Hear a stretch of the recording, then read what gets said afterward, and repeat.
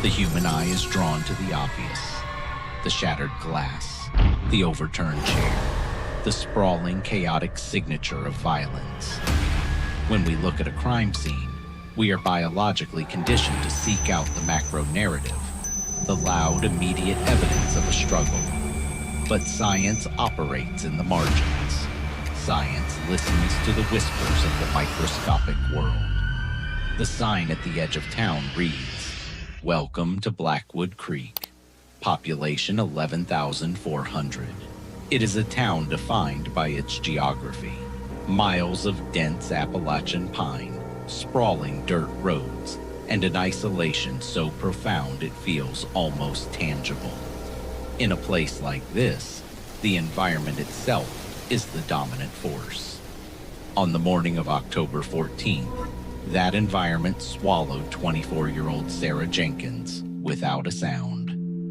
She was working the graveyard shift at the Sinclair gas station on Route 9, a solitary beacon of fluorescent light against the pitch-black mountain highway.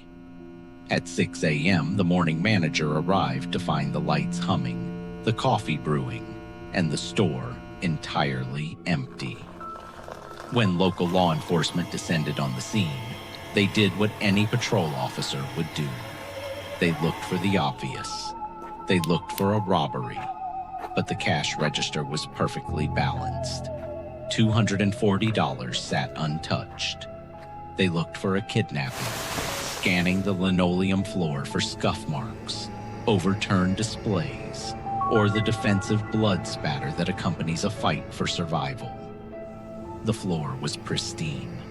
Her winter coat and car keys remained in the break room.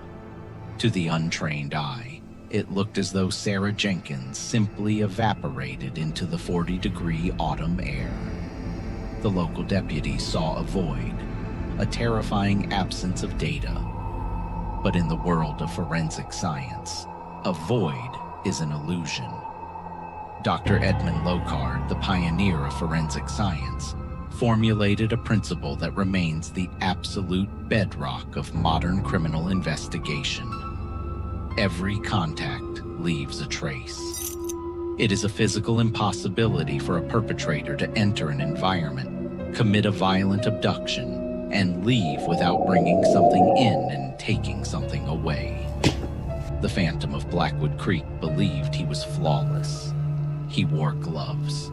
He likely presented a firearm to gain immediate compliance, preventing any physical struggle. He forced her into a waiting vehicle, meticulously minimizing his physical footprint on the property. He thought he left nothing behind, but he forgot about the environment. He forgot about the dirt, the fibers, the microscopic geometry of the space he invaded.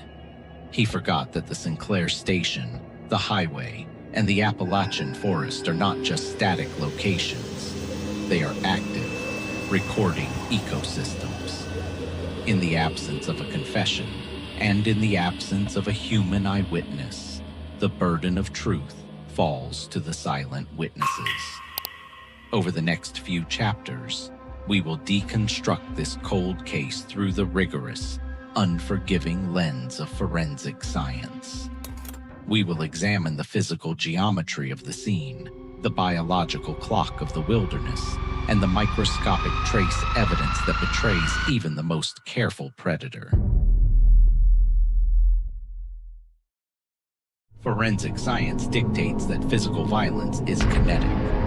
When kinetic energy meets the human body, it creates a predictable, measurable reaction. Bloodstain pattern analysis, or BPA, relies entirely on this fundamental law of physics.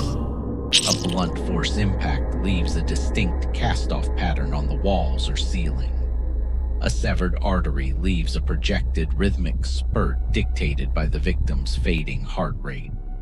Even a frantic struggle leaves passive drops and transfer smears, mapping the exact choreography of a fight across a room. The geometry of a violent crime scene is a chaotic but entirely readable text. But when the state crime scene investigators arrived at the Sinclair station on Route 9, They were confronted with a terrifying anomaly.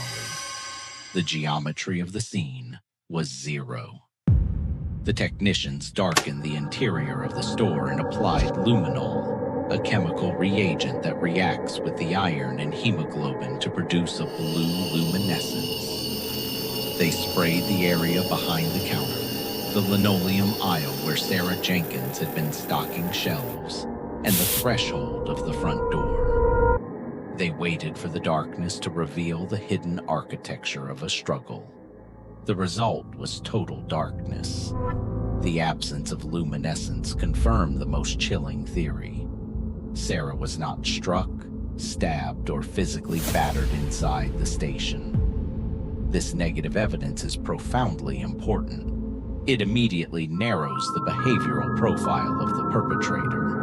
It tells forensic psychologists that the offender relied on a con or the overwhelming threat of a firearm to gain instant, absolute compliance. He walked her out of the store without spilling a single drop of blood. Failing to find biological fluids, the forensics team pivoted to friction ridge analysis, the search for latent fingerprints. Using cyanoacrylate fuming, commonly known as the superglue method, technicians attempted to lift prints from the glass of the front door, the counter, and the pump handles outside. An organized predator will wear gloves, but gloves are cumbersome.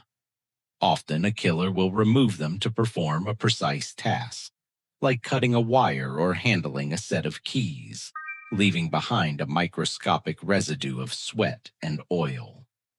Again, the Sinclair station yielded nothing but the prints of Sarah, the morning manager, and a dozen transient customers from the day before. The predator's physical discipline was flawless. When the macro evidence fails, forensic science zooms in. The investigation shifted from what could be seen with the naked eye to what could only be captured by a crime scene vacuum. This brings us back to Locard's exchange principle. Even if the killer wore gloves to prevent fingerprints, and even if he used a firearm to prevent a physical struggle, his body and his clothing still occupied the same physical space as the victim. Technicians sectioned the gas station into a grid. Using specialized micro-vacuums equipped with filter traps, they began lifting trace evidence from the floor. They were looking for the microscopic debris of a human life, a single microscopic fiber from an obscure brand of automotive carpet, a dog hair carrying specific mitochondrial DNA, a flake of paint from a custom vehicle modification. In a pristine crime scene, these microscopic fragments are the only honest witnesses. But tracing these fragments in a place like Blackwood Creek presents a unique forensic nightmare. A gas station is a transient environment. Hundreds of people walk across that linoleum every week, dragging in soil, fibers, and biological matter from 3 different states via the interstate highway. Separating the killer's trace evidence from the background noise of the general public is like trying to isolate a single whisper in a crowded stadium. The state crime lab spent weeks analyzing the debris lifted from the Sinclair station. They found synthetic fibers matching common winter jackets. They found traces of motor oil and diesel fuel, but nothing definitively linked back to a single identifiable suspect. The killer had successfully insulated himself from the physical geometry of the interior. But he made a critical miscalculation. He focused all his discipline on the man-made environment of the gas station. He sterilized his interaction with the linoleum, the glass, and the register. But to take Sarah Jenkins away, he had to cross the threshold. He had to step out of the sterile box of the gas station and into the chaotic, uncompromising ecosystem of the Appalachian wilderness. And nature, unlike a gas station floor, does not keep a static record. It has a biological clock.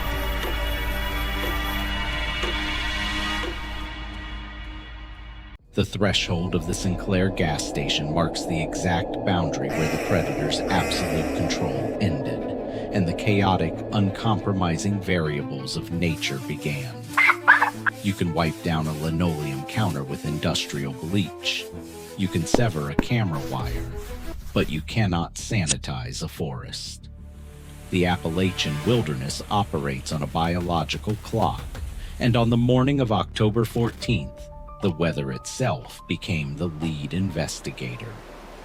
Meteorological records from Blackwood Creek indicate that at 2 a.m., a light freezing rain fell across the valley.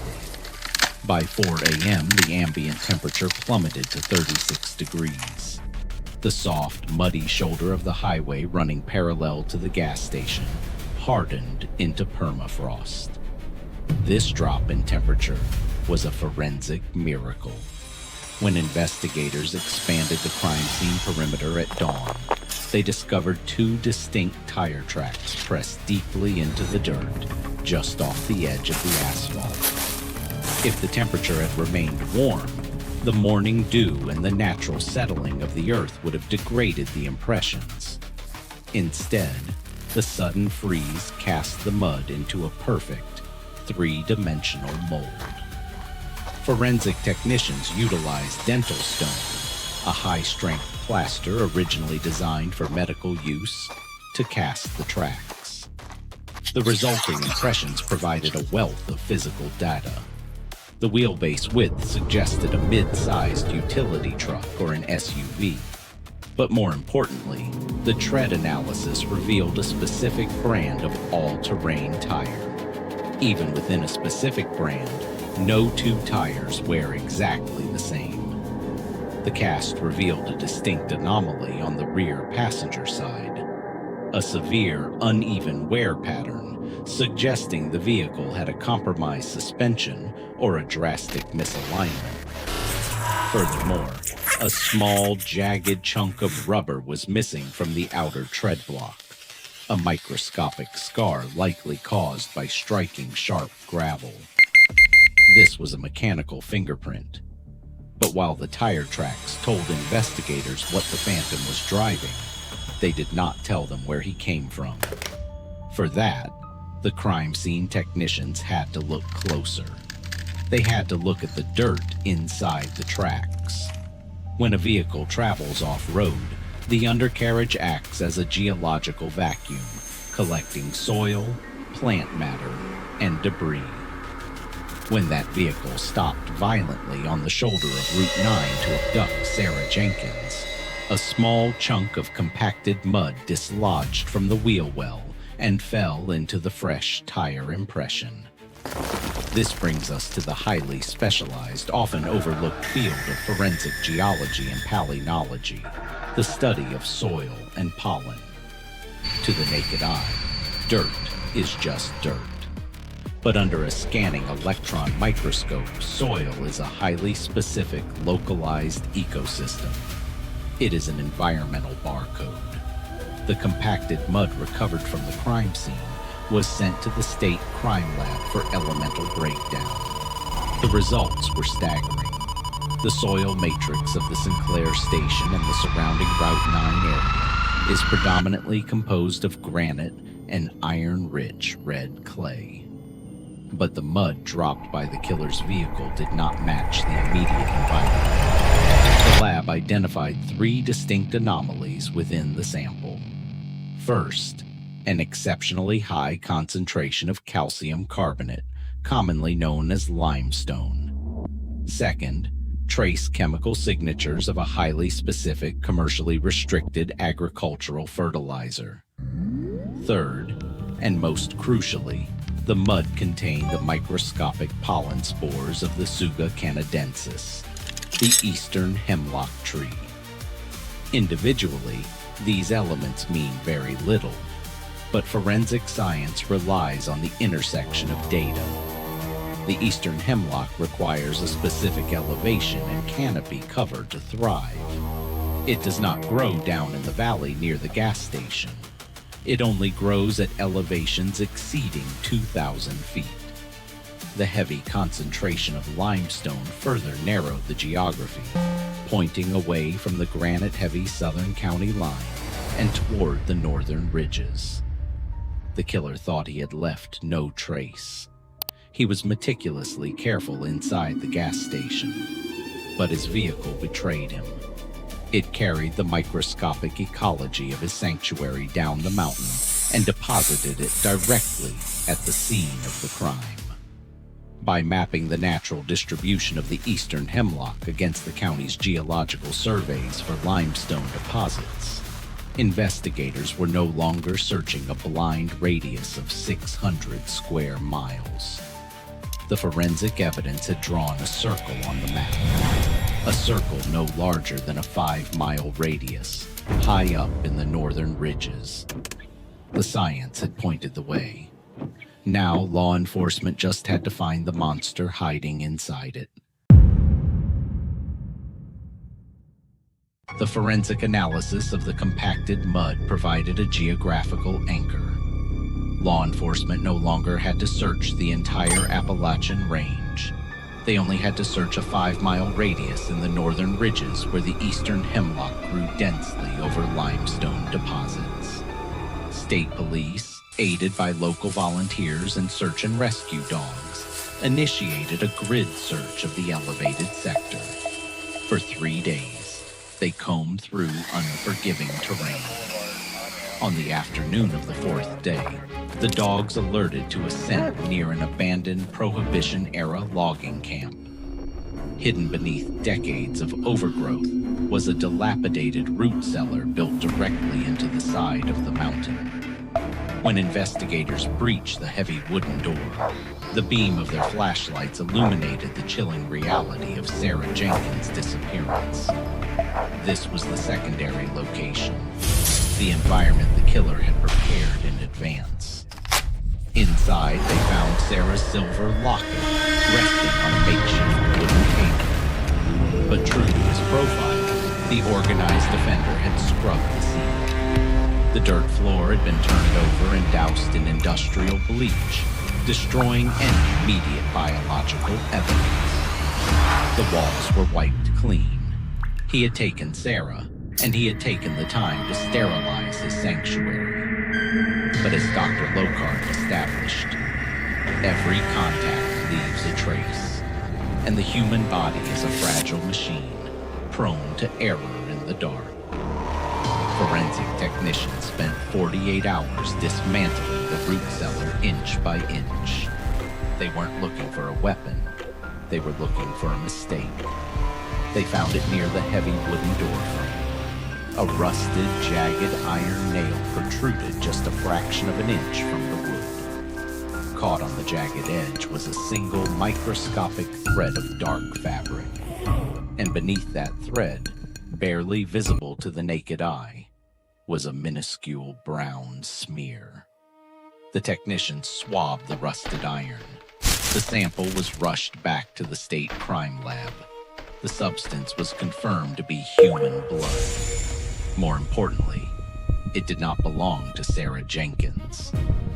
In the pitch-black darkness of the cellar, while executing his meticulous plan, the Phantom had snagged his clothing on the nail and grazed his skin. He bled, just a fraction of a drop. But in forensic biology, a fraction of a drop is an encyclopedia of data. The lab successfully extracted a full autosomal DNA profile from the sample. The investigators finally had the genetic blueprint of the monster of Blackwood Creek. They ran the profile through CODIS, the FBI's combined DNA index system, expecting an immediate hit. They expected a known felon, a drifter with a violent history, or an established predator. The system returned 0 matches. The Phantom had no prior criminal record. He had never been fingerprinted. He had never been arrested. For years, the case went cold again. The DNA profile sat securely in an evidence locker, a perfect key waiting for a lock. But science, unlike a cold case, never stops moving forward. A decade later, the advent of investigative genetic genealogy revolutionized forensic biology. Instead of relying on a database of convicted criminals, investigators could now upload an unidentified DNA profile to public genealogy databases to find familial matches. Distant cousins, second aunts, half-siblings. The cold case unit reopened the Blackwood Creek file. They submitted the Phantom's genetic blueprint to a specialized genealogical lab. The science of genetic inheritance is undeniable. We share 50% of our DNA with our parents, 25% with our grandparents, and exactly 12.5% with our first cousins. By mapping the shared centimorgans, the unit of genetic measurement, genealogists built a massive family tree backward, tracing the killer's lineage through public census records, birth certificates, and obituaries. They spent months narrowing the branches, moving closer and closer to Blackwood Creek. When the genealogists finally handed the name to the state police, the investigators were stunned. The DNA did not point to a transient logger. It did not point to an invisible outcast living on the fringes of society. The genetic tree culminated in a branch belonging to one of the founding families of Blackwood Creek. The DNA belonged to a man who was deeply embedded in the local government, a man who had attended the town hall meetings regarding Sarah's disappearance, a man who had looked the local sheriff in the eye, shook his hand, and offered his condolences. He had used his social standing, his generational wealth, and his absolute normalcy as his mask of sanity. The Phantom was not a stranger. He was the town's favorite son. The arrest shocked the foundation of Blackwood Creek. But in the interrogation room, faced with the undeniable biological mathematics of his own blood, the mask of sanity finally cracked.